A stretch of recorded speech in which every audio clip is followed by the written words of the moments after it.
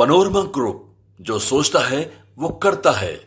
नमस्कार, भारत लाइव देख रहे हैं आप। अंदर की खबर लेकर एक बार फिर आप सभी दर्शकों के बीच हाजिर हो चुके हैं। बिहार में भारतीय जनता पार्टी के राष्ट्रीय अध्यक्ष जेपी नड्डा का एक दिवसीय कार्यक्रम आज था और इस एक दिवसीय कार्यक्रम के दौरान जेपी नड्डा ने कई टास्क दिए हैं बीजेपी के विधायक और सांसदों को। 2025 के चुनाव के लिए ये रणनीति बन रही है। इधर जनता दल यूनाइटेड के तरफ से संगठनात्मक हुए बदलाव में भारतीय जनता पार्टी की बेचैनी काफ़ी ज़्यादा बढ़ गई है। बीजेपी ने हाल के दिनों में जहां सदस्यता अभियान के निरीक्षण को लेकर के जेपी नड्डा का कार्यक्रम बिहार में लगा दिया। जेपी नड्डा बिहार पहुंचते हैं। चर्चा इस बात की तेज थी कि जेपी नड्डा की मुलाकात बिहार में एक बार फिर से नीतीश कुमार के साथ होगी, लेकिन ऐसा हुआ नहीं। नीतीश कुमार के साथ क्या कार्यक्रम तय नहीं था, ये अपने आप में एक बेहद बहुत बड़ा सवाल हो सकता है, क्योंकि पिछली बार जेपी नड्डा जब बिहार की राजधानी पटना पहुंचे थे तब उन्होंने बिहार के मुख्यमंत्री नीतीश कुमार से मुलाकात की थी। तब तेजस्वी और नीतीश एक साथ जब मिले थे तब ये कई तरह की संभावनाएं देश भर के राजनीतिक गलियारे में तेज हो गई थी कि शायद एक बार फिर महागठबंधन के साथ नीतीश कुमार की यानी कि जदयू की जरूर कुछ ना कुछ खिचड़ी पक रही है।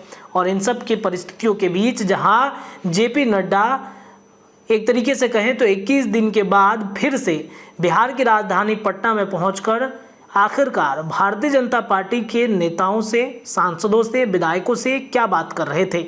मीडिया की एंट्री बिल्कुल उस सभागार में नहीं थी जिस सभागार में जेपी नड्डा टास्क दे रहे थे। ये इंटरनली बैठक थी और इस बैठक में विनोद तावड़े, बिहार बीजेपी के प्रभारी, डिप्टी सीएम सम्राट चौधरी, डिप्टी सीएम विजय सिन्हा के साथ मंगल पांडे, अश्विनी चौबे के अलावा कई ऐसे दिग्गज नेताओं का जमावड़ा लगा हुआ था, जिससे ऐसा लग रहा था कि कुछ तो जरूर बड़ी बात है। तभी जेपी नड्डा बिहार की राजधानी पटना पहुंचकर बीजेपी नेताओं को टास्क दे रहे हैं। एक तरफ जदयू के अंदर जहां 243 सीटों पर अपने विधानसभा प्रभारियों को नियुक्त किया गया है, तो बीजेपी अभी तक विधानसभा प्रभारियों की नियुक्ति नहीं कराया है। बीजेपी का आखिरकार प्लान क्या चल रहा है?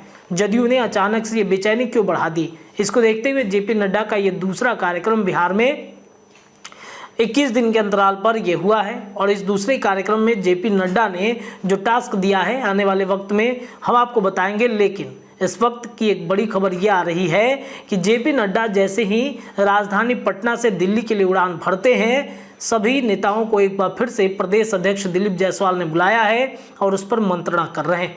इसके पहले की खबर में बाबा ने आप सभी दर्शकों को बताया कि बीजेपी कैसे इंटरनली धीरे धीरे कमजोर हो रही है। बीजेपी के अंदर संगठन के अंदर संगठन बनते चले जा रहे हैं। हर एक व्यक्ति का अपना एक लॉबी बनते चला जा रहा है। हम बड़ा तो हम बड़ा ये दिखाने की कोशिश बीजेपी के अंदर चल रही है और इस वजह से संगठन धीरे धीरे कमजोर होते जा रहा है और इसकी भनक दिल्ली तक लग चुकी है।